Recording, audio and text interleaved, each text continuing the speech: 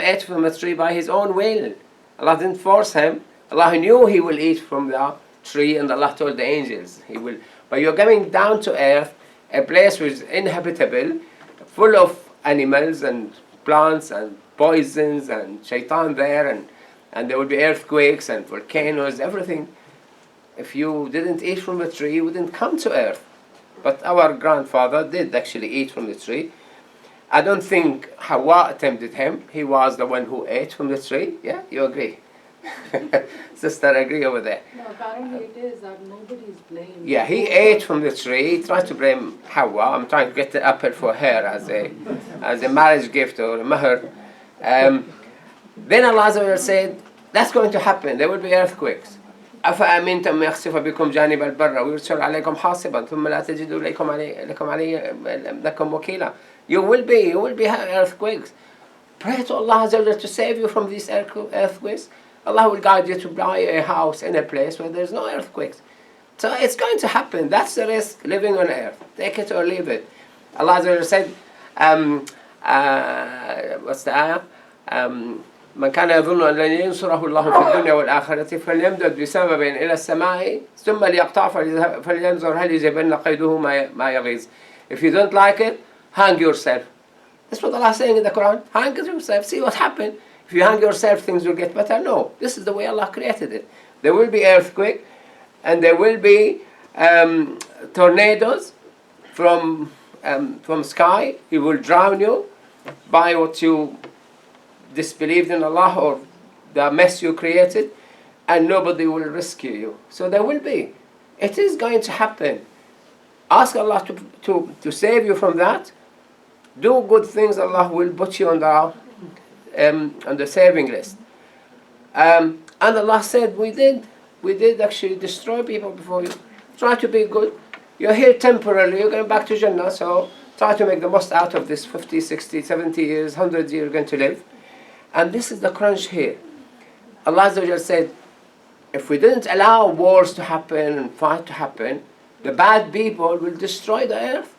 So we always try to establish balance. Allah will not allow a group to override other group. There will always be a balance to establish continuation. Otherwise, there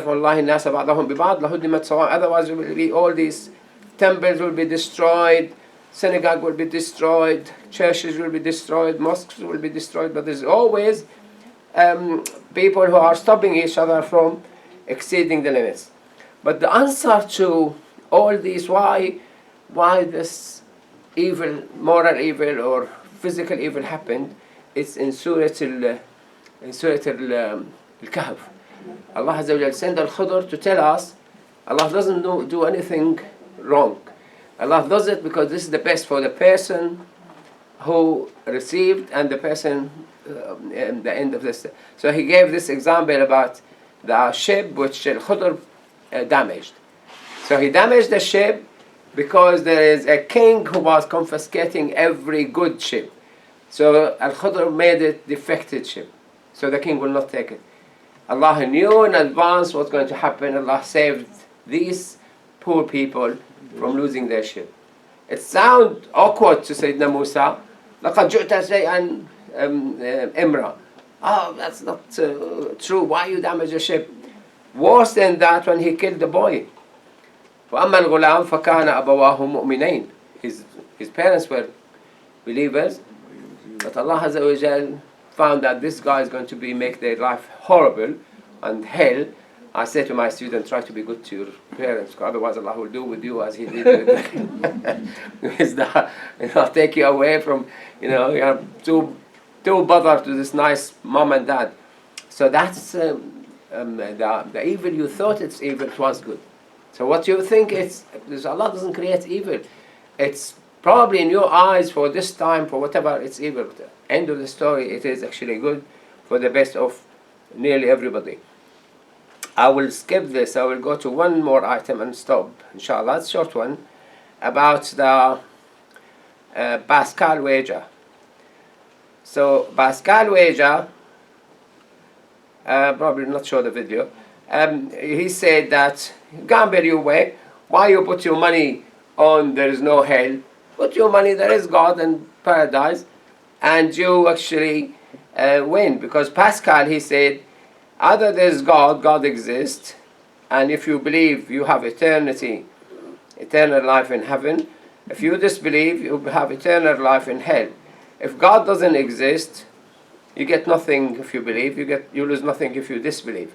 But in Islam, it's not actually like this wedge. Allah said in the Quran, وَالَّذِينَ جَاهَدُوا فِينَا, if you try to believe in Allah Azza wa Jalla, Allah will make you believer. You just have to have the intention to believe. Is there God or not? If you are up there, make me believer. That's what I say to people. Notice the word paths there. Why is there an S there? نهدينهم سبلنا. Guide them to our paths. Should it? Yeah, this is the way he translated it. No, Subulana is Subulana, yeah, it's Subulana is plural. more than Yeah, one. plural. It is plural, isn't it? Yeah. Sabil is Maybe- Subulana. maybe- Sabil is Sabil singular, you're is right, yeah. one. So maybe you can explain that later. No. No, Sabilana in Arabic. is Subulana one is multiple, Subulana a lot. is plural. So the Subulana Arabic is multi plural, ways. Subulana. Allah will guide you to Him through a lot of ways. Ah. So if you make effort, Allah will guide you. It's not a gambling. If your intention really to believe in Allah, I said it to a few actually, and they became Muslims. Challenge Allah, if you are there, if you exist, make me believe. I want to know you, I want to find you. And they go and read the books, the Quran, this and that. They find themselves guided. And وَكَذَلِكَ أَنزَلْنَاهُ آيَاتٍ بَيِّنَاتٍ وَأَنَّ اللَّهَ يَهْدِي مَنْ يُرِيدُ. Allah will guide whoever wanted to be guided. Allah is not refraining from helping. And Allah said to Muhammad ﷺ, إِنَّكَ لَا تَهْدِي مَنْ أَحْبَبْتَ. You cannot guide anybody. Allah will guide him if He wishes. If this guy wanted to be guided, Allah will guide him. And Allah is the one who will guide to the truth. The rest will not. And then this ayah, this is the Islamic wager. The Islamic wager, أرأيتم, that's in the end of Surah Tabarak. قال أرأيتم إن أهلكني الله ومن معي أو رحمنا. Either Allah destroys all of us, we vanish, nothing, or engulf us in His mercy and put us in paradise. Who will save the unbelievers? So in Islam, the wager, Allah said, قُلْ كُونُوا حِجَارَةً, Allah will bring you back. And this is the wager in Islam.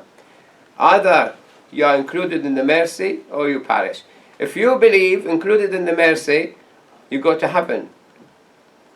If you don't believe, you go to hell. If he doesn't believe, he'll go to hell. There's no perish. He will not perish. Allah Azza wa Jalla said to Muhammad, say, sallallahu alaihi wasallam, قُلْ أَرَأَيْتُمْ أَهْلَكَنِي اللَّهُ وَمَنْ مَعِيَ. If Allah make me perish, destroyed, gone, who will save you? So for them, they will not perish. They will definitely go to hell. So for Islam, this is the wager. You can't gamble. If you disbelieve, you go to eternal hell. There's no way out of it. I'm trying also, but Allah Azza wa Jalla here, كَتَبَ رَبُّكُمْ عَلَى نَفْسِهِ الرَّحْمَةِ. Allah obliged Himself to be merciful with you. And yeah, we'll leave that. It's probably need another session for the rest. Now we'll stop here and I'll see what comments you have. Probably have a lot. And we have 20 minutes, probably extend it if you want. وصلى الله على سيدنا محمد وعلى آله وصحبه وسلم. How was that? I don't know. I mean, from my end here, I'm not sure what's happening. From your end? It was really good. Yeah, you enjoyed it? It's intense. Very good. mashallah. Intense. My head's hurting. It is. There's a lot of things. Probably need 3 or 4 sessions really. The beginning probably 1 session and the middle 1 session. I think maybe a shorter session. Yeah. Yeah. Yeah, shorter as well. We made it difficult to get people in. What I thought is there is the session on the spirit and soul, the body. Do you have a soul or not? Your personality, identity. It's 4 sessions, 4 videos in it. But it's very important to know. I would draw this. I thought I would reach it, but I'm not going to reach it. I'll draw this for the future sessions. That how will your spirit interface with your body? Your body is physical. Your spirit is totally spiritual. What made that? And there's a lot of research now in quantum biology. I want to introduce you to quantum biology and how it is interfacing. You know, things could be happening, which is in the future, inshallah. Yeah, Talha. Jazakallah, I think generally Jazakallah khairan wa I said it very quick. So Jazakallah khair. I said, whilst I think the videos were good in the simplicity and how they presented them, there was two things that's important to note. One is there is an inherent bias in some of the videos in the way they presented the argument and some of the counter arguments and so on. So some of the things that they said, kind of for anyone who's studied some of this stuff, it's quite easily rebuked. So kind of the idea that, not to go into the details, but infinite regress is somehow plausible is ridiculous. But the second thing is the responses today were given from the Quran, which is a form of response, and of course the one that we take as Muslims. But there is another line of argument that Muslims have adopted before, which is to argue with them on their own grounds. And I think that's what my dad mentioned after the break last time. And actually we have a very rich tradition of Muslims countering these arguments within that space. But the reason philosophically, so one of the biases of this video is he doesn't quote any Middle Eastern philosophers or scholars, which is very interesting. Yeah, amazing that if they doesn't exist. He doesn't even mention. It's a common. He only mentioned Islam once or twice. You know, it's in Islamic tradition.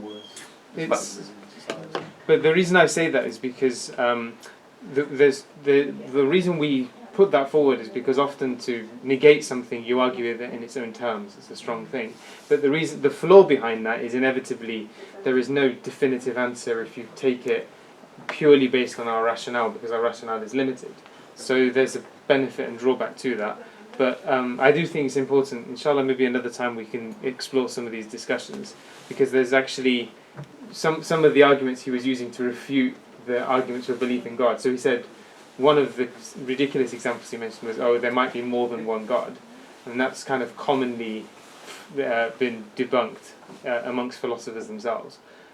So I just wanted to point that out. That today's response was from the Quran, and there were, whilst the arguments were nicely presented, there were flaws in some of the arguments and counter-arguments they presented in those videos. Anybody else want to ask question or make comment or think raise the one before, raise the one before every new knowledge, or raise the one before it? I asked you to write your questions if you have. Do we have to do our shahada again? This is why Allah Azza wa Jalla said in the Quran in Surah Al-Baqarah, Ya ayyuhalladhina amanu, O you who believe, He's acknowledging you are already a believer. Udkhulu fi as-silmi kaffa. Enter Islam, all of you. So if we are believers, why Allah asking us to enter Islam? And I say to my student, yes, you come from a Muslim family, you have to reach this age when you think about Allah Azza wa Jalla, think about His creation, enter believing in Allah willingly because you discovered the facts. Don't be blindly believer, like what they criticize our believers that blindly believe. We don't. Just through parental. You have to enter Islam willingly because you discovered Islam. It's not because my mom and dad were Muslims and we grew as Muslims. I remember exactly when I entered Islam. It was we were on a trip, on camping, and we were in the middle of by the mountains and the rivers, and it was night, and I started thinking about Allah Azza wa Jalla. And click. I can tell you when Marwan switched. I can tell you when quite few students switched. One of my students, I know he switched. That thing triggered there and became really on the believer side. While before, yes, he's getting information, but then didn't click.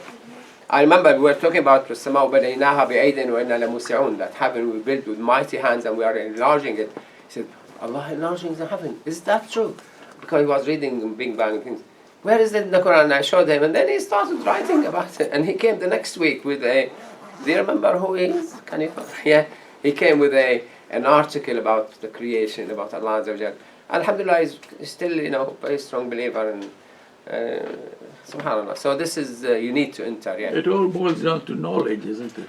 This is why we have study circle every Friday. No, not our knowledge, even the knowledge of a child. We try to when he said clicked, that means he had enough knowledge in him to click. This is, in my teaching personally, I always go back to Allah Azza wa Jalla. Try to bring all these challenging questions to them. and then this click. Alhamdulillah. Allah says But you need theologians, they don't believe in God anyway. But you So they will need- try and prove anything. you need the The challenging. existence, evolution. You Is need that to right? you need to challenge the difficult questions. Any more? Yeah. Yeah, you probably covered it earlier on. So I had a question about, your future's been planned out, it's all been laid out and everything else. So where does prayer and all that come into influence? Everything planned out. Yeah, so future events is there. That's one session we haven't touched. The qadar. The qadar, the qadar in Islam, in the Quran, have three meanings. And people mix it. They don't know. Even some scholars don't know. We have qada. Qada in Islam is the ruling from the court. The qada al-mahkama ruling. The court decided so and so. And that ruling in Islam, you can only stop it if you make dua. If you ask Allah Azza wa Jal, oh Allah Azza wa Jal, forgive me, I was in blah, blah, and you compensate and you please people and do this, do that, Allah will make the dua stop the qada. The qada coming from heaven and dua going up to heaven. And the Prophet ﷺ said, we'll fight each other till the day of judgment. So that's qada, a ruling. The qadar, it's a three type. The qadar is the amount. إن كل شيء خلقناه أنزلنا من السماء ماء بقدر. Allah sent down from heaven water with a precise amount. So you don't have the whole ocean evaporate and drop as rains. And you don't have drought all the time, so it's always. And also the amount of sun come down, the amount of photons, the amount of wind, everything has a measure. The other qadar is the law. إِنَّ كُلَّ شَيْءٍ خَلَقْنَاهُ بِقَدَرٍ. Everything Allah created is subject to a law. Like the water evaporates at 100 degrees. And disease hit people, illnesses, and accident happen, and this happen. So the Muslims asked the Prophet ﷺ, he said that the medicine we take and the ruqya we use, will it stop the qadar of Allah, which is the illness? He said it is qadar of Allah. The illness is qadar, and the cure is qadar. So you use this qadar against this qadar. This law of Allah against this law. To stop the water evaporate 100 degrees, you put pressure on it. You put some salt in it, whatever, you make it not evaporate at 100, evaporate 110, 20, whatever. And that's the second qadar. So the miqdar, the law of Allah Azza wa Jal. The miqdar, the amount is one. The law is the second one. The third one is the plan of Allah. The plan of Allah, you will not know it. If you make dua, will Allah change the plan? We don't know. Because Allah Azza wa Jal already in the future, He knows what was His plan.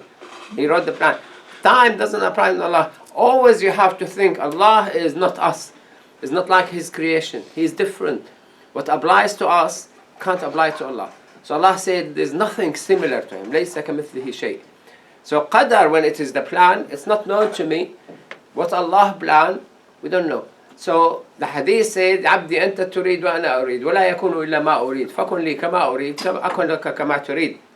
That you want something and Allah wants something, and what will happen is what Allah wants. So He said, be as I want you, I will be as you want me. There's another hadith, you can't get close to Allah by more than doing the fara'id, the farad. And if you want to get closer, do nafil. The more nafil you do, you keep doing nafil until Allah loves you. When He loves you, He will be your eye by Him you see, your ears by Him you hear, your legs by your hand by Him you hit, and your legs by Him you walk. And if you ask Him, He will give you automatically.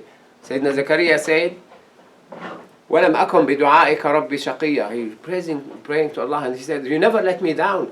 Imagine, Zakaria never asked Allah Azza wa Jalla anything, and He let him down. He always does it like him. So when Juwairiya came to Prophet Muhammad to free herself, Aisha went up in the door and she saw Juwairiya. Juwairiya was stunningly beautiful. He said, oh my God, if the Prophet see her, he would marry her. And then the Prophet saw her and he said, okay, we'll give you the money, you free yourself, your gift and things, and we'll marry you. That will be your gift. And he married her, and all her tribe were freed. And then obviously Allah Azza wa Jal said in the Quran, any woman who offer herself to you in marriage, marry her. You have that up in check. And Aisha said to Prophet Muhammad, she said, oh, Allah does everything you like. He never let you down.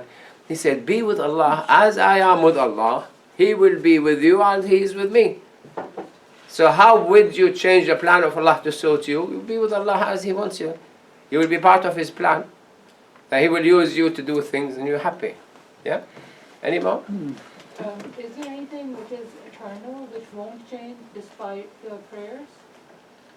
Like, Is there anything in human life which won't change? will not change. Will not change. Some say it's the lifespan of a person. Oh yes, the lifespan will increase. The Prophet ﷺ said, من أراد أن ينسأ له في أجله ويوسع له في رزقه فليصل رحمه. If you want to live longer and you want to get more wealth, keep good relationship with your relatives. That will enlarge your lifespan. So everything will change. Everything can. Lifespan, yeah, because when Allah wrote your lifespan, He wrote it in the future looking back. Did you get that? That the present and the past and the future exist at the same time? Yeah? Yeah. If you travel from here to the other end of the universe, you will find yourself, you travel in the future as well. When you come back, it's his son is 90, he's 31.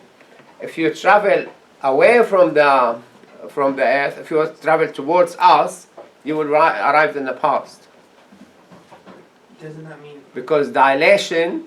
Doesn't No. that mean that it doesn't matter because it's already chosen for it, so we don't have choice. It's opposite to what you're saying. We're saying Allah wrote it after it happened. No, but if Allah has seen it from the future, then it will happen one way, right? So it doesn't matter what we saw. He saw it happen when we said that Ali ibn Abi Talib will have to erase his title as the leader of the Muslims. Allah Azza wa Jal told Muhammad sallallahu alaihi wasallam, tell him it will happen to him. He refused to erase that Muhammad Rasulullah because I don't agree. Yeah, but if Allah has seen the future, if Allah has seen what has happened in the future, then He knows what choices we will make, right?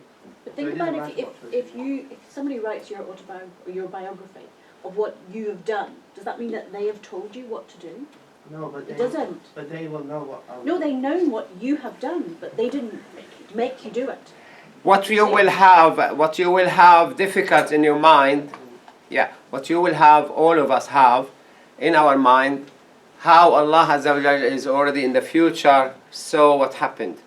And this is why He sent prophets. What prophet means? Prophesize. Prophesize on what's going to happen. So how would convince me that there will be day of judgment? He sent prophets to say it will be. When He made many things happen in front of our eyes, and they saw it, the Sahaba saw it. We brought you a lot of incidents, like the Roman when lost the war, like even chopping the nose of Walid ibn Mughira. The night of Badr, the Prophet ﷺ moved with the Muslims and he said, here where so-and-so will die, here where so-and-so will die, here where so-and-so will die. The war didn't take place yet. And next day the war took place and they killed the unbelievers, and those He named, they were dead in the place He said. So Allah knowing the future, we can't understand. Now what I brought you this film by Brian Greene, the professor is in Philadelphia. He showed you that mathematically is possible. If you take the mathematical equation and the time, the space, if the faster you are, the shorter your time. If your speed infinite, your time is zero. So your time is zero, you are in the past, present, and future at the same time. It's not easy for the brain to accept, but now mathematically they're saying it's possible even to go back in time. But can we go back in time? I don't know. But the Prophet ﷺ said to Muhammad ﷺ, he said, أَلَمْ تَرَى كَيْفَ فَعَلَ رَبُّكَ بِعَادٍ? Haven't you seen? The Prophet wasn't there. But if you have free will, doesn't that mean you have your own choice? Sorry? You have free will. You have your ability to make your future choices, right? But if someone Allah didn't say He made the choices. Allah said, I know what you will be then doing. You don't have free will because Yeah, He knows what this is what we said, the pie, you know the pie? Abu Lahab, he was told that he will go to hellfire. He could have said, Ashhadu an la ilaha illallah, and proved that Allah wrong. Allah said he will go to hell. If he come and say, Ashhadu an la ilaha illallah, Muhammad Rasulullah, and Prophet Muhammad said, whoever say la ilaha illallah, Muhammad Rasulullah, sincerely he will go to paradise. Obviously, I wouldn't know if somebody says sincerely or not. But if he came out and said it, he would prove that Allah wrong. He doesn't know the future. So the future's been determined already. What you're confusing Allah's power with Allah's knowledge. So Allah knows something, and what you're trying to reconcile it with is that how does He know something and also has the ability to affect it? What we're saying at the moment is, just for a second, separate the two. Let's just understand what knowledge means. He understands what's happening, what will happen, and what has happened, because time is not applied to Him. So therefore, He knows what you will do next, and what you will do next, and what you will do next. Without forcing you. So what your question is, how do we then reconcile that if He has the ability to affect it, and He's then going to bring you, or in essence, how is there accountability? How are you going to be accountable for something that He already knows you're going to do? And that's ultimately the gift Allah's given us, and also the responsibility He's given us, which is that He's placed the choice with you. So He knows exactly what you will do, very much in the way that a student who takes an exam, you will know who's going to pass and who's going to fail, but you allow them to make the choice. That will be clear when we talk about the personality. Are you in charge or not? Allah Azza wa Jalla said in the Quran, بَلِ الْإِنسَانُ عَلَى نَفْسِهِ بَصِيرًا. You know within you that I can't do this and this and this. You know it. And Allah Azza wa Jalla only punishes you for what you can do or cannot. Ali ibn Abi Talib asked the same question. He said, am I forced to do things or do I have a choice? Ali ibn Abi Talib said to him, stand up. He stood up. He said, raise your right leg. He raised it.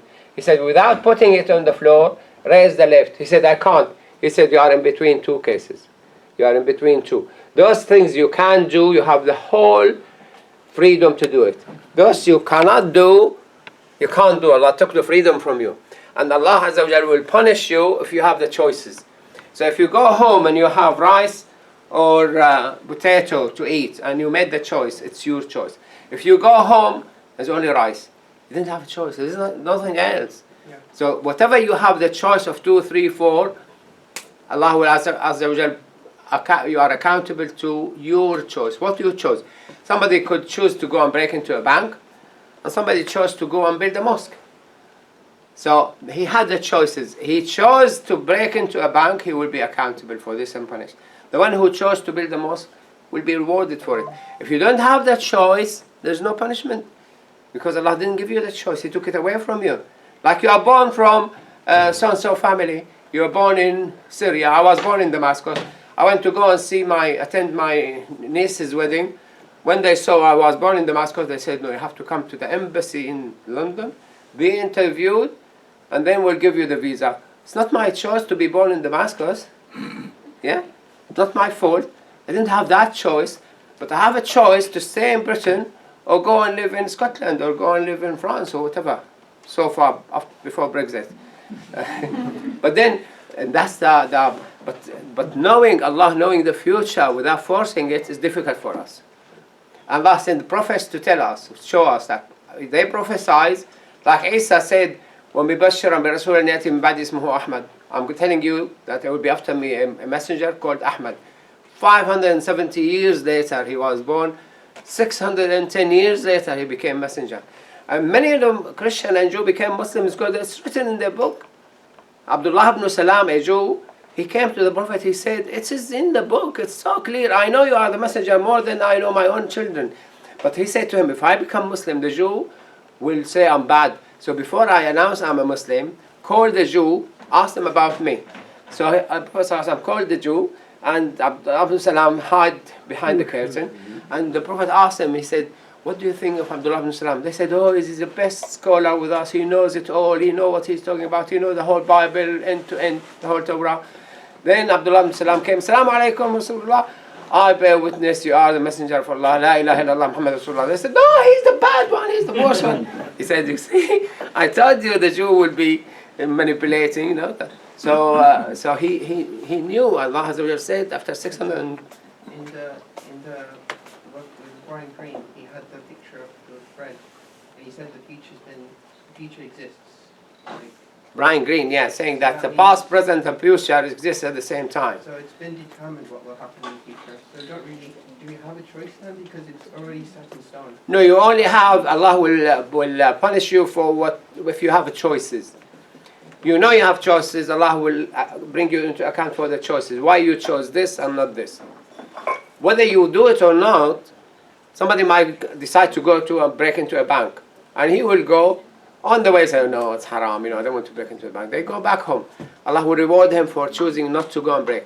If he goes to the bank and he breaks into the bank, Allah will punish him. If he goes to the bank and he finds that there's a policeman standing there, he doesn't break into the bank, but he didn't come back because he regretted bad choice, Allah will not punish him or reward him. But you had the choice. When you have that choice, Allah will know what will happen, right? So it's already been determined. yeah, you will always have difficulty how Allah knows the future. And that's the difficulty in religion. There is a hadith that Allah Remember the Ta'ala has picture of the written girl watching the boy on deed the train? with the qalam 50,000 years When before. yeah, when he created The girl on the train, that one. Yeah, that shows she saw that something was going to happen, so she knew it was going to happen, but she didn't make it happen. That's the same as Allah. Allah knows what is going to happen, but He doesn't make you do it. No, it's exactly the same. It's like, how do you know that Allah forced you? Did Allah force you to come here today? No, but I'm saying... You made the choice. Yeah. Allah will bring you into account for the choices. If Allah doesn't want you to come here, Allah will put stop to it. I was in Saudi and I applied to work in the King Faisal Specialist Hospital, one of the top 7 hospitals across the globe. So I thought, why I go to Britain while I can do it here between the Muslims in Arab country, Muslim country? So I applied and they accepted me. They said, okay, transfer your visa. So I went to the hospital, they refused. I went to the Ministry of Health, he refused. I went to the governor of Riyadh, he was King Salman, he was the governor at that time. And I met him personally and I asked him, can I transfer my visa from being in the general hospital to be in specialist hospital? He said no. So that's it, lost the chance. I went back to them, they said, we have another job, go to Britain, go to London, we'll interview there, come with new visa. So I came to London, changed my passport, went to the hospital, Westminster Hospital, the consultant interviewed me, said, yes, fine, we'll accept you. Here's the letter, take it to the embassy and get the visa. I took the letter, went to the embassy, and they said, last night the king passed a law and non-Saudian cannot work in this hospital. So block. Allah doesn't want me to work there. But Allah didn't want, He blocked it everywhere. I was hitting brick walls. So I said to my wife, that's it. Message taken from Allah. Allah doesn't want me to stay there. Now we are thanking Allah day and night that we didn't stay there. Because their children will not be allowed to go to university, you will have to pay for your health treatment, you will have to pay for this. You're not allowed to buy a house, you're not allowed to buy a car, you're not allowed to breathe the air. They have so much scrutiny on the people. To go for Umrah and Hajj, and that's it. I went there to Hajj and Umrah.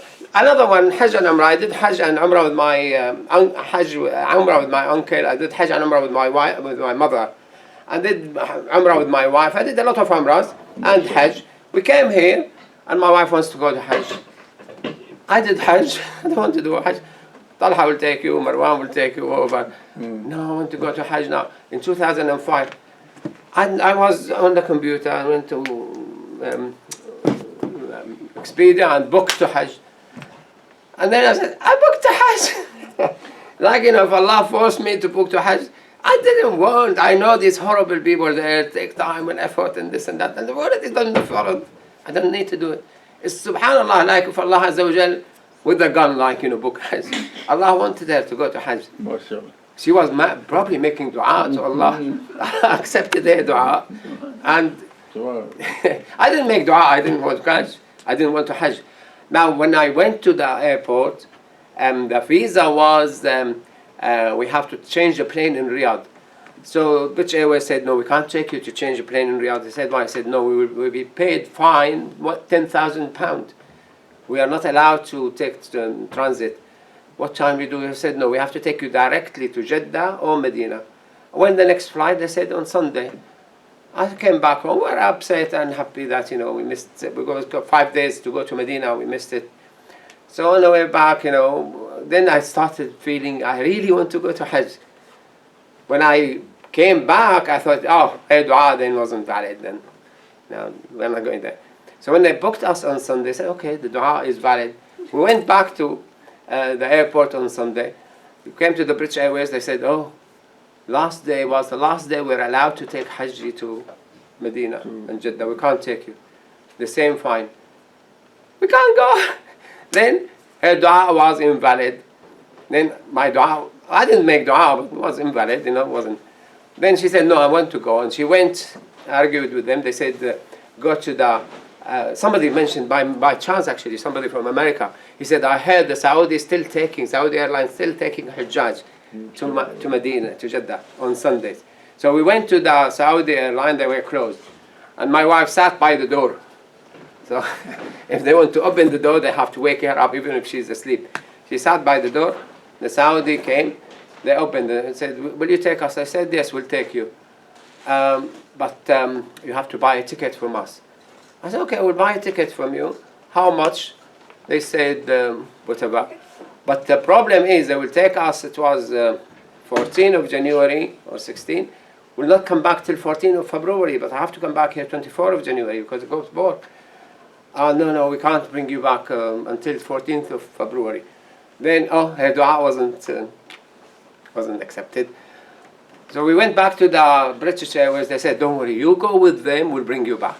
Oh. So I went with them. They changed the ticket, gave us ticket to go on Saudi Airline. They paid the difference because the Saudis were massive amount. We paid only 600 to the British Airways at that time. And they took us to Jeddah. On 24th, we came back to the airport and the British Airways brought us here. Her dua was valid. You see? So it's subhanallah, if Allah wants something to happen, He will. He changed the whole system there. He sent somebody buying pass. He told us that Saudi taking, subhanallah. I mean, that's the thing. You cannot understand Allah like you understand other people. Allah Azza wa Jal is the creator. You can never encompass Allah Azza wa Jal. Prophet Muhammad was always afraid of the thunder. It might be a tornado. He's the prophet, the best of the mankind, and he was to make a prayer, Allah to not make a tornado to destroy us. He was afraid, even death, He said, Sakarat al-Maut. So we'll have probably, inshallah, arranged for it's actually quite a few there about, still about the personality, about the spirit, and about the moral values, and a few other things. So we might have to set another time, inshallah. Any more desperate question? Yeah? Doesn't God guide whom He wills? So then the choices we make. No, who will?